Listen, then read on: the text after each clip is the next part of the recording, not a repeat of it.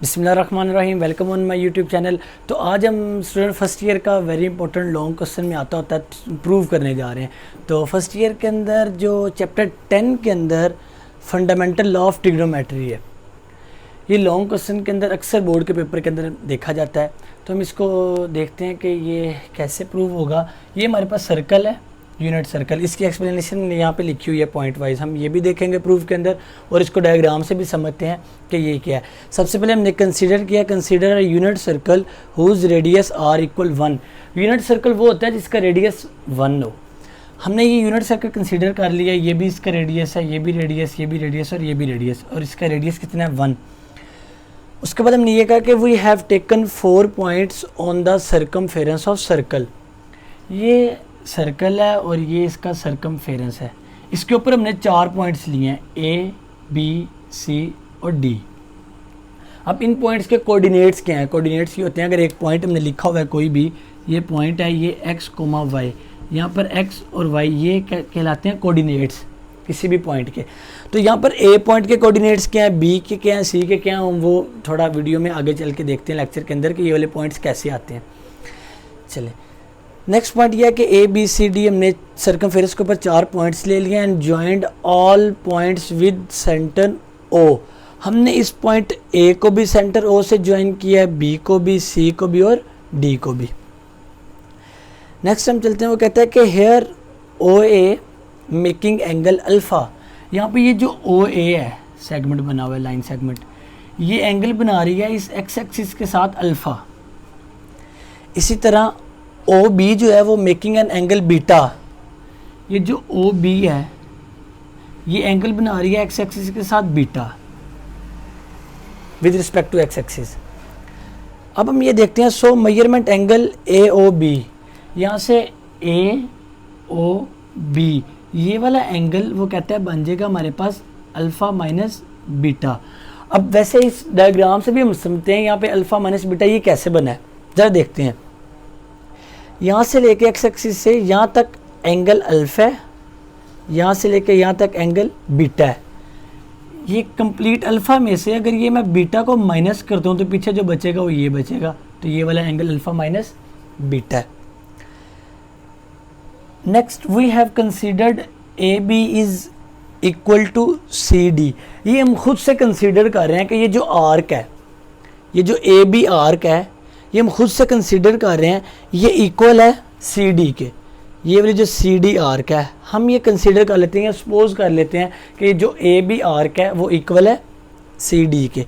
अच्छा, ये fundamental law of trigonometry को प्रूव करने के लिए हमने ये डायग्राम के अंदर जो चीज़ें सपोज की गई हैं या जिन चीज़ों को लेकर चले हैं वो हमने इनको ये पॉइंट की शक्ल के अंदर लिख लिया हुआ है। नेक्स्ट वो कहता है, so O C making an angle alpha minus beta. इस चीज़ को देखते हुए कि अगर ये वाली आर्क ए बी इक्वल है सी डी के, तो ये वाला एंगल भी अल्फ़ा माइनस बीटा ही होगा। वो कैसे होगा? हमने इसका स्टार्ट के अंदर प्रूफ देखा ना, थीटा का रिलेशन जो है वो theta equal L over R होता है। थीटा का रिलेशन आर्क लेंथ के साथ डायरेक्ट है। तो हमने जब ये कह दिया कि ये वाली आर्क ए बी इक्वल है सी डी के, तो जो यहाँ पे एंगल बन रहा है अल्फ़ा माइनस बीटा, वही एंगल सी डी आर्क के साथ भी बनेगा अल्फ़ा माइनस बीटा। तो ये यहाँ पे ऐसे आया है। ओके, यहाँ तक तो था हमने इसको थ्योरेटिकल देख लिया कि जो चीज़ें हमने कंसीडर की हैं या सपोज की हैं या जो मैं डायग्राम के अंदर नज़र आ रही हैं उनको हमने यहाँ पे एक्सप्लेन कर लिया। अब मैथमेटिकली प्रूव करते हैं कि जो फंडामेंटल ऑफ ट्रिग्नोमेट्री है वो कैसे आता है। ये वाले पॉइंट्स भी हमने पेपर के अंदर लिखने हैं।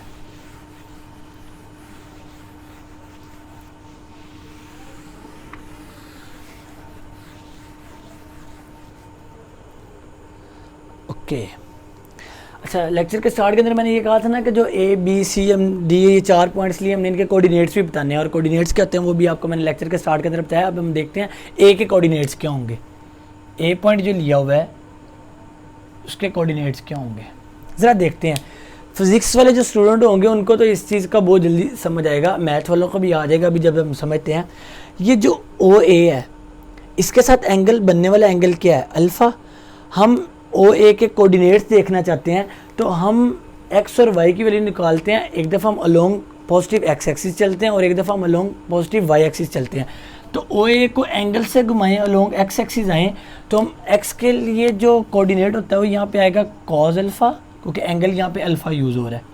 इसी तरह ओ ए को जब हम अलोंग वाई एक्सिस लेके चलेंगे तो वाई कोऑर्डिनेट क्या हो रहा होगा, साइन अल्फ़ा।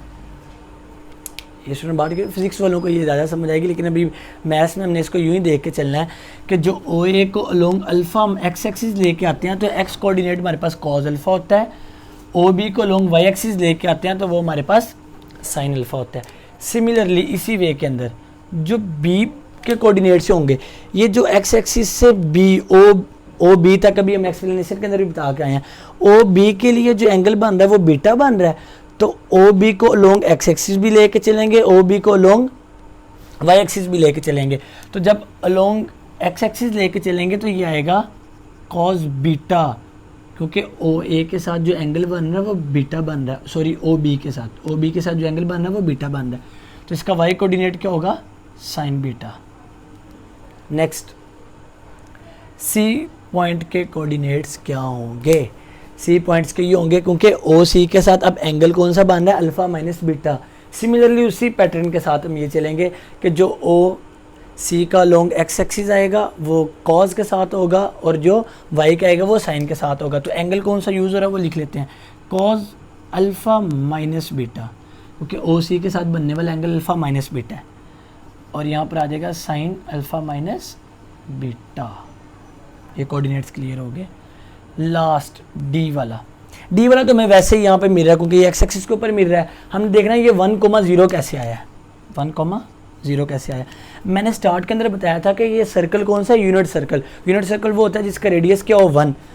तो यहाँ सेंटर से लेके यहाँ तक ये रेडियस ही नहीं है, तो यूनिट सर्कल कौन सा होता है जिसका रेडियस क्या हो 1। तो इसका मतलब है कि अलोंग एक्स एक्सिस चले हैं, तो यहाँ से मुझे एक्स की वैल्यू क्या मिल गई है 1, और एक्स एक्सिस के ऊपर वाई की वैल्यू क्या होती है 0। इस वजह से हमारे पास डी का कोऑर्डिनेट्स कौन कौन से आए हैं 1,0। डी पॉइंट क्या आया 1,0। अब हम इन्हीं पॉइंट्स को यूज़ करते हुए डिस्टेंस फार्मूला लगाएंगे और हम अपना फंडामेंटल लॉ ऑफ ट्रिग्नोमेट्री को प्रूव करेंगे। ज़रा देखते हैं वो कैसे आता है।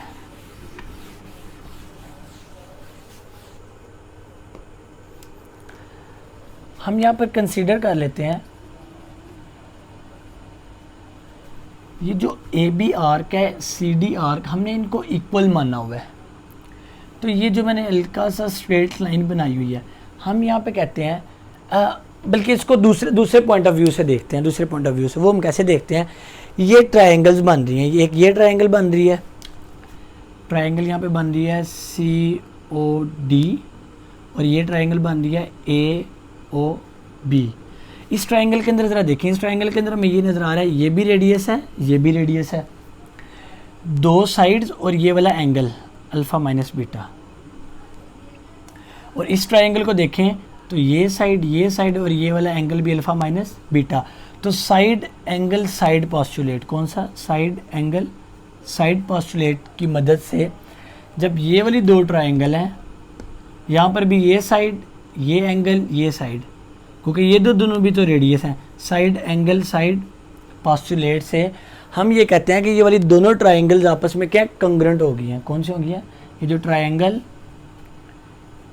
ए ओ बी है ये कंग्रेंट हो गया ट्रायंगल सी ओ डी से। अब जब ये कंग्रेंट हो गया तो फिर हम ये कहते हैं कि दो एंगल्स आपस में कंग्रेंट हो गई हैं। साइड एंगल साइड पोस्टुलेट से हमें ये पता लगता है कि ये जो ए बी और सी डी है ना, ये वाली साइड भी आपस में कंग्रेंट है। तो हम ये काम करने जा रहे हैं, अगर ये वाली साइड आपस में कंग्रेंट है और हम इनको इक्वल भी कह सकते हैं, ये जो ए बी है ये इक्वल होगी सी डी के। अब क्योंकि ये पॉइंट्स हैं और इनके दरमियान डिस्टेंस कैसे आता था, वो डिस्टेंस फार्मूले से आता है, तो हम वो लगा लेते हैं। आप ये भी कह सकते हैं, बल्कि आप इससे बजाय ये कर लें कि जो ए बी का डिस्टेंस है वो सी डी, ये दोनों बराबर हैं आपस में, क्योंकि दो पॉइंट्स के दरमियान का फासला असल में ये वाली साइड देगी। इस तरह से हम इसको डिस्टेंस फार्मूले के अंदर ले जाते हैं। अब हम क्या करेंगे, दोनों तरफ स्क्वायर ले लें ताकि ये सॉल्व करना ईजी हो जाए। इसका स्क्वायर इक्वल सी डी का स्क्वायर। ओके स्टूडेंट, अब मैं यहाँ पर ये पॉइंट्स आपको जो क्लियर हो गए ना वो साइड पे लिख के ना उनकी जगह के ऊपर अब हम यहाँ पे फार्मूला लगाते हैं। मैथमेटिकल काम है वो थोड़ा सा यहाँ पे लेंथी हो जाएगा, जिसकी वजह से मैं इनके कोऑर्डिनेट्स को यहीं पे लिख रहा हूँ। ये आ जाएगा कॉज अल्फ़ा साइन बीटा, ये आ जाएगा सॉरी ये आ जाएगा कॉज अल्फ़ा साइन अल्फ़ा, ये आ जाएगा कॉज बीटा साइन बीटा, और ये वाला आ जाएगा कॉज अल्फ़ा माइनस बीटा साथ में साइन अल्फ़ा माइनस बीटा। ये हमने इन पॉइंट्स के कोऑर्डिनेट्स लिख लिए हैं। इसी फार्मूले को यूज़ करते हुए अब हम फंडामेंटल लॉ को प्रूव करेंगे।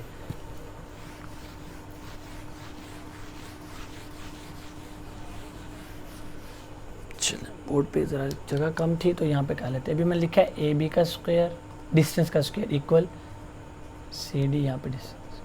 अब डिस्टेंस फार्मूला लगाते हैं ए बी पॉइंट के ऊपर। तो ए बी पॉइंट के ऊपर अब जब स्क्वायर ले लिया तो वो स्क्वायर रूट ख़त्म हो जाता होता है।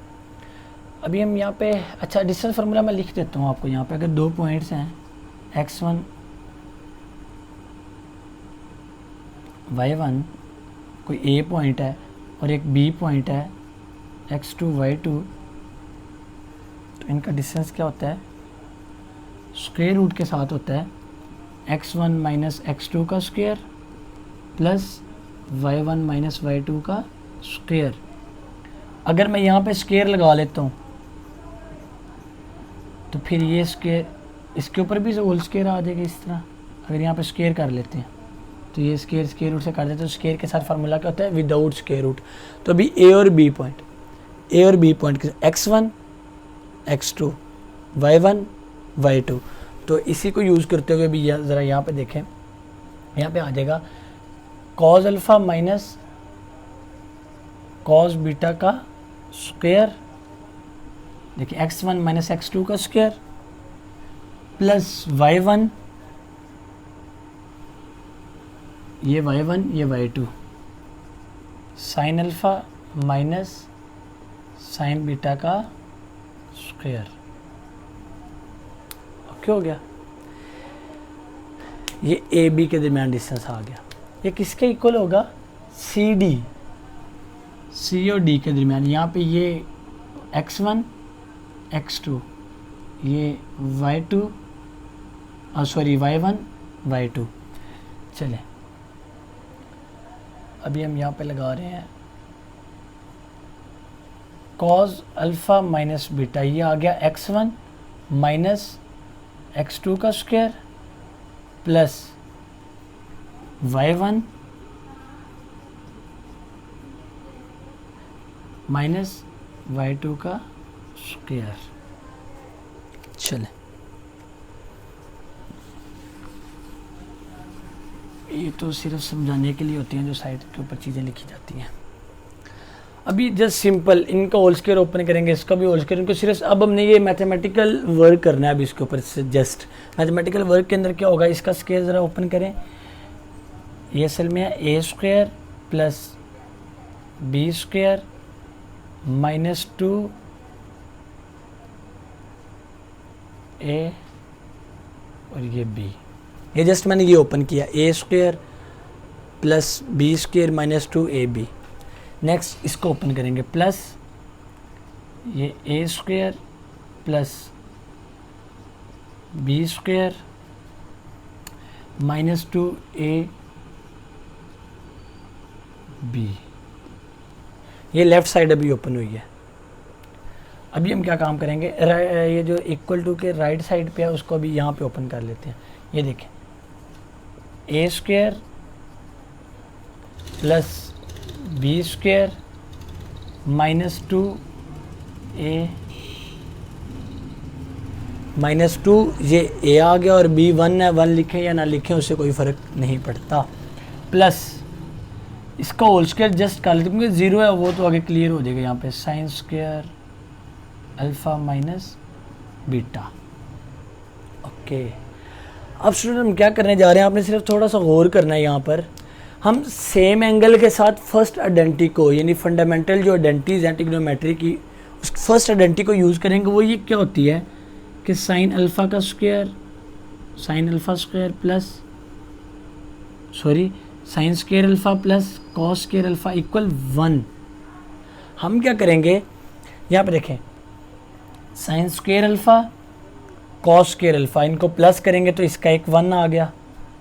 नेक्स्ट चलते हैं, sine square beta cos square beta, इनका प्लस करेंगे, एक ये 1 आ गया। अब यहाँ पे बच्ची कौन कौन सी टर्म्स हैं, ये वाली और ये वाली। हम एक काम करते हैं, इन दोनों में से -2 को कॉमन ले लेते हैं। -2 अगर मैं इन दोनों में से कॉमन लेता हूँ तो अंदर क्या बचेगा, यहाँ बचेगा कॉस अल्फ़ा कॉस बीटा, ये minus minus plus sine alpha sine beta. ये लेफ्ट हैंड साइड हमारी क्लियर होगी। अब हम राइट हैंड साइड पे आते हैं, जो कि यहाँ पे हम इक्वल टू लगाएंगे। यहाँ पर भी सिमिलर वही स्टेप, ये देखें sine square.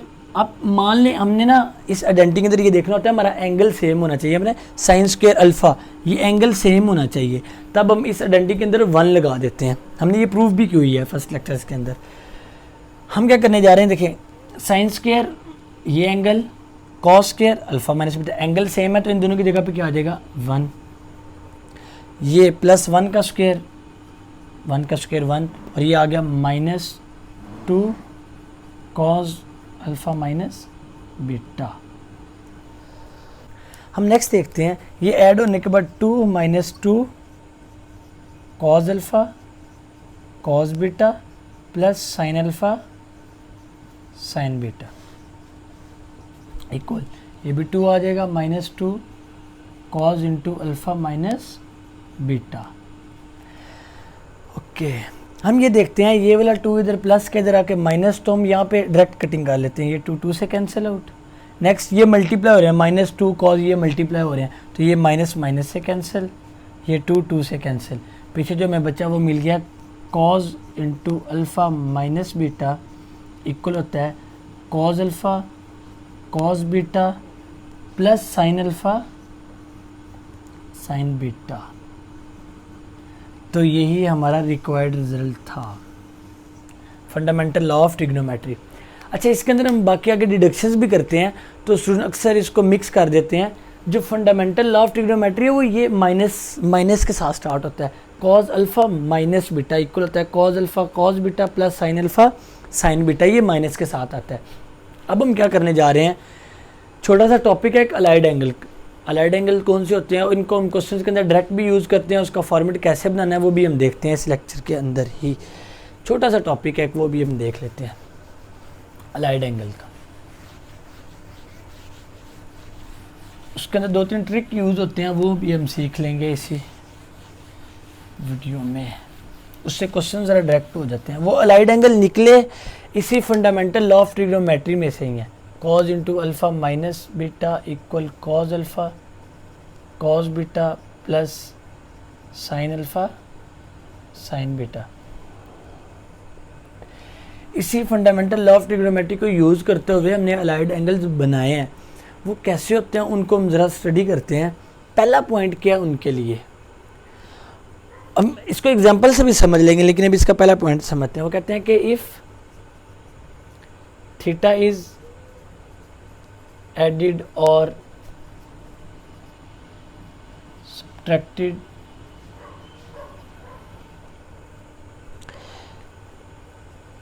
from an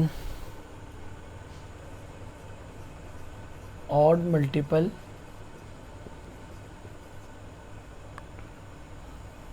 of right angle। Right angle कौन सा होता है, 90 डिग्री। देन अभी हम देखते हैं, वो कहता है कि इफ़ थीटा इज़ एडिड और subtracted from an odd multiple of right angle, then जो ट्रिग्नोमेट्री रेशियोज हैं वो अपने को रेशियो के अंदर कन्वर्ट हो जाएंगी। को रेशियोज कौन सी हैं ये देखते हैं। साइन थीटा की को रेशियो होगी कॉस थीटा, कॉस थीटा की को रेशियो होगी साइन थीटा, टेन थीटा की को रेशियो होगी कॉट थीटा और कॉट की होगी टेन थीटा। इसी तरह कोसिकेंट की होगी सीकेंट और सीकेंट की को रेशो होगी कोसिकेंट थीटा। ये पहला पॉइंट में क्या कहता है, वो कहता है जब आप अलाइड एंगल को सॉल्व कर रहे हो, हम एक एग्जांपल देख लेते हैं, वहाँ से ये क्लियर हो जाएगा। ये को रेशोस का पता लग गया किसके अंदर किसने जाना है, चेंज होना है। अभी वो इसको एक एग्जांपल से देख लेते हैं। वो कहता है sine into pi by 2 minus theta. अभी ये जो हमने पहले वाली लाइन लिखी है, इफ़ थीटा इज एडिड और subtracted from an odd multiple of right angle, ये राइट एंगल है, इसका ये ऑड मल्टीपल है, ऑड मल्टीपल इसका मल्टीपल इस टाइम 1 है। 1 हो, 3 हो, 5 हो, 7 हो, ऑड मल्टीपल पाई बाई 2 की हो, और उसके अंदर थीटा या तो ऐड हो रहा हो या माइनस हो रहा हो। हम क्या करते हैं, अगर पाई बाई 2 का मल्टीपल ऑड है, फंक्शन जाता है अपने को फंक्शन के अंदर, पाई बाई 2 का मल्टीपल यहाँ पे 1 है, ये एक ऑड नंबर है, तो फंक्शन अपना जो ट्रिग्नोमेट्री रेशियो है वो जाएगी अपनी को रेशियो के अंदर, साइन जाएगा कॉज के अंदर, जो यहाँ पे थीटा वो एज इट इज़ आएगा। अब बारी आ जाती है इसके साथ साइन कौन सा लगना है, इसके साथ प्लस लगना है या माइनस, वो हम देखेंगे इसी फंक्शन को देखते हुए। अब देखें पाई बाई 2 कहाँ पे बन रहा है, यहाँ पे पाई बाई 2 बन रहा है, ये पाई बाई 2, इसको मैं इसमें कुछ माइनस करूंगा, जैसे ही कुछ थीटा माइनस करूंगा तो फर्स्ट क्वाड्रेंट के अंदर हम आ जाएंगे। जैसे हम फर्स्ट क्वाड्रेंट के अंदर आए तो फर्स्ट क्वाड्रेंट के अंदर साइन फंक्शन पॉजिटिव होता है, जिसकी वजह से कॉज भी यहाँ पर पॉजिटिव होगा। ये बहुत इंपॉर्टेंट चीज़ थी यहाँ पर। तो फर्स्ट पॉइंट में ये कहता है लाइट एंगल को सॉल्व करते हुए अगर तो ऑड मल्टीपल, हम इसकी एक और एग्जाम्पल कर लेते हैं छोटी सी।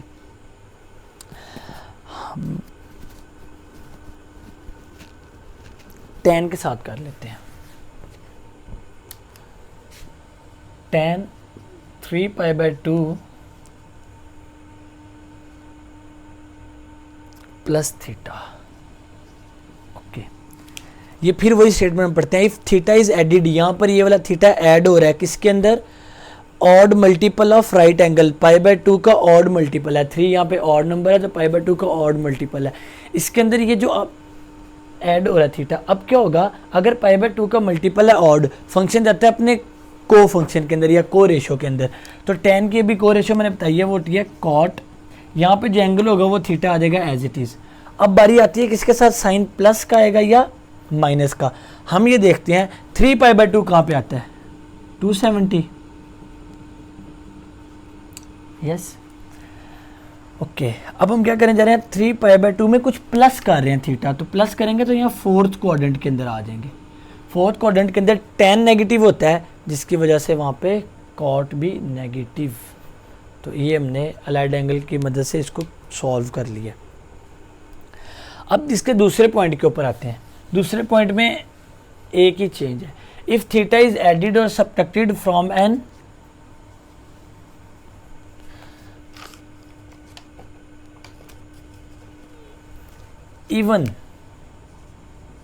even multiple of right angle, then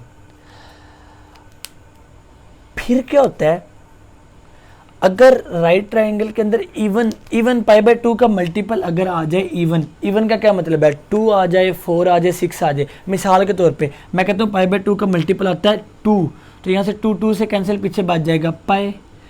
अगर पाई बाई 2 है और इसका मल्टीपल मैं ले आता हूँ 4 इवन, तो ये कटिंग होने के बाद आ जाएगा 2 पाई। इसी तरह अगर पाई बाई 2 का मल्टीपल 6 आ जाता है, इवन है, कटिंग होने के बाद 3 पाई। इससे हमें कुछ सीखने को मिल रहा है। अगर तो आपको फार्मूले के अंदर या जिसको आपने प्रूव करना है उसके अंदर पाई बाई 2 आपको नज़र नहीं आ रहा, पाई आ रहा है, 2 पाई आ रहा है, 3 पाई आ रहा है, 4 पाई कुछ भी आ रहा है, इसका मतलब है पाई बाई 2 का मल्टीपल इवन था तभी कटिंग होने के बाद पाई आया, इवन था तभी कटिंग होने के बाद 2 पाई आ गया, इवन है तभी कटिंग होने के बाद 3 पाई आ गया। हम इससे रिलेटेड क्वेश्चन करते हैं, फिर उसकी डिमांड क्या है। आगे वो कहता है कि जो देन के बाद ये आता है, जो ट्रिग्नोमेट्री रेशियो है वो सेम रहती है, ट्रिग्नोमेट्री रेशियो सेम यानी को रेशियो के अंदर कन्वर्ट नहीं होती। हम इसी एग्जांपल देख लेते हैं। देखें ओके,